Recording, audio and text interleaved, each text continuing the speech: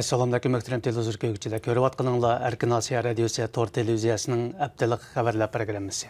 Mazkur programmamizda mush bir hafta jarayonida Uyg'urlarga oid anlatilgan bir qism muhim xabarlarimizni eslatib o'tamiz. Men Erkin. Mengil Chehra. Payzovatning Bariniysidagi 2 nafar kanit sekretari bilan bir saqchi amaldori navbatda o'zlarining chet elda o'qiyotgan o'quvchilarni qaytarib kelish uchun ularning oilalariga berib xizmat ishlayotganligini bildirdi. Ularning radiomizga bildirishicha, Bariniysi birinchi kentdagi chet elda o'qiyotgan 5 nafar o'quvchidan 2 nafar qaytib kelgan. Ular Avstraliya va Fransiyada o'qiyotgan 3 nafar Uyg'ur o'quvchining qaytib kelishi uchun 5-oyning oxirlariga qadar muhlat belgilab bergan. Mazkur yerlik kadriyani chet elda o'qiyotgan Uyg'ur o'quvchilarni qaytarib kelish deb atayotgan bu xizmat haqida avtonom rayonning tushirgan maxsus hujjati borligini oshkorladi.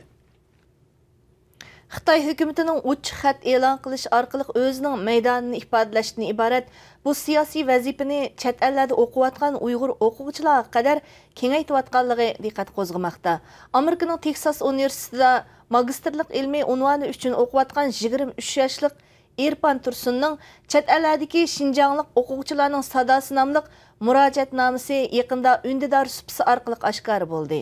Amerika Uyg'ur birlashmasining raisi Ilshad Hasan apandi bu haqda jiddiy inkos qaytirib, erkin dunyoda yashayotgan Erpan Tursun tunji bo'lib bundaq ochiq xat e'lon qilgan bo'lsa-mu, lekin uning bu chaqirig'i muajiratdagi Uyg'ur yoshlariga vakillik qilolmaydi dedi.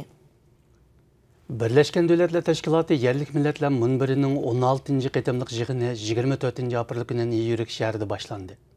Dünya Uyghur Qurultayının muavin raisi Uyghur İnsan Hakları Quruluş Teşkilatı'nın müdiri Ömer Kanat bilan Dünya Uyghur Qurultayının baş katibi Dolqin Aysa Uyg'urlarga vakolatan bu qitimqi yig'inga qatnashdi ham Uyg'ur masalasini anglatdi. One of our registered person, Dolqin Aysa, was removed from the meeting room yesterday morning.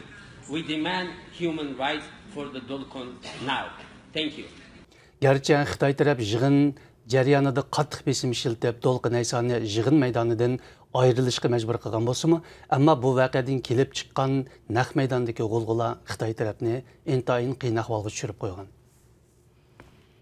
Turpan viloyatlik doiralarning Turpandagi ishkinoyi bir shahardan chet elga o'qishga chiqqan yoki sayohatga borganlarni tizimlayotganligi hamda ularni bir joyga to'plab 3 xil o'rganishga tashkillayotganligi ma'lum bo'lmoqda.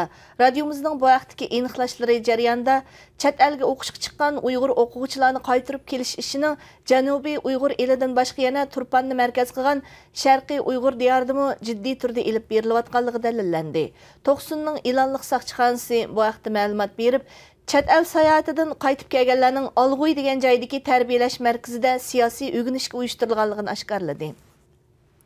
Doiralarning yaqindan buyon muqimlikni bano qilib Urumchidagi mehmonxonalarga bo'lgan kuzatish va kontrollikni hasilab oshirganligi ma'lum bo'lmoqda.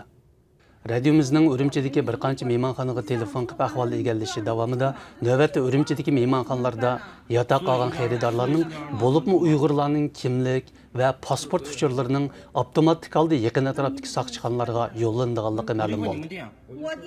Urumchi Qizil Bayroq yo'li mehmonxonasining 2 nafar Xitoy mulozimatchisi xaridorlarga oid uchurlarning saqchixonalarga yo'llanishi muqimlik ehtiyojidan bo'lgan deb izohladi. Xitoy hukumati yaqin yillardan beri ba'zi rayonlarda har xil yerlik belgilamalарын chiqarib, 4-5 qadam Uyg'ur Kompartiya a'zolarining diniy hayotini butunlay cheklagan. Bu cheklama namoz o'qish, diniy faoliyatlarga qatnashishni ma'ni qilishdan sirt yana dasturxonda duoga qo'l ko'tarish, ro'za tutish, iftorga berish, nikoh o'qitish va islomiy ismlarni qo'yishni cheklashdek konkret tadbirlarni o'z ichiga oladi ekan. Qartal yezliq partkom chiqargan va ijtimoiy taratqularda oshkorlangan bir hujjatda 4-5 qadamlarning jinoza namoziga cheklama qo'yilganligi oshkorlandi. Hurmatli televizor ko'ruvchilar, yuqorida Erkin Asiya radiosi Tor televiziyasining haftalik xabarlar programmasini ko'rdinglar. Kelar hafta ko'rishaylik. Xayr xo'sh. Xayr xo'sh.